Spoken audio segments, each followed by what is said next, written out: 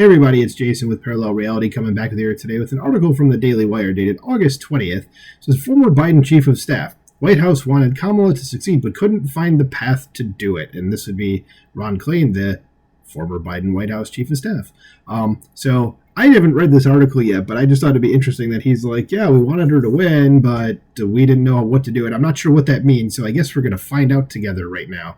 So it says, Ron Klain, former White House chief of staff to President Joe Biden, admitted during a recent interview, although everyone in the Biden administration was united in their belief that Vice President Kamala Harris should succeed, they struggled mightily in finding a way to make that actually happen.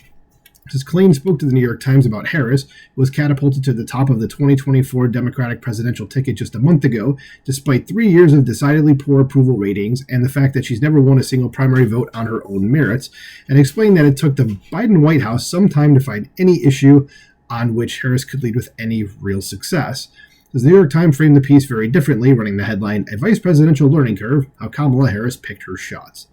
It says most of the article centered on Harris really coming into her own when she took charge of an abortion rights task force after the Supreme Court struck down the 1973 abortion law Roe v. Wade, and claimed she had been careful about that because she had spent much of the previous year and a half trying to avoid being typecast as the first female vice president.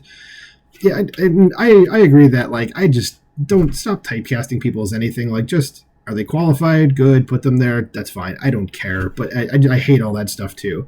So, whatever. Just an aside. It says it wasn't until 11 paragraphs in that the outlet added Klain's concern that the White House may not have done enough to make Harris and her contributions more visible.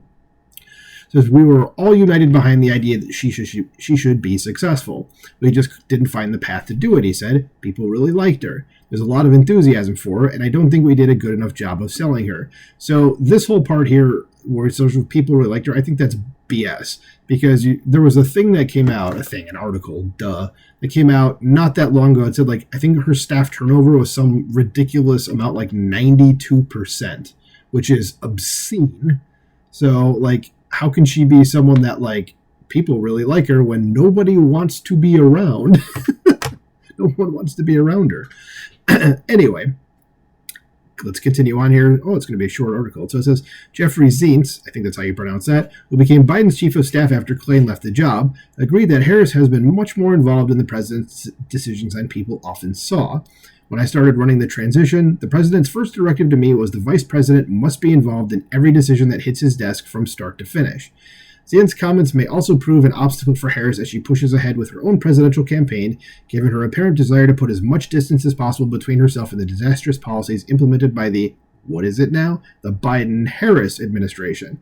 So she's going to try to put distance between the policies she herself claimed to be a part of because it was the Biden-Harris administration and what she wants to do.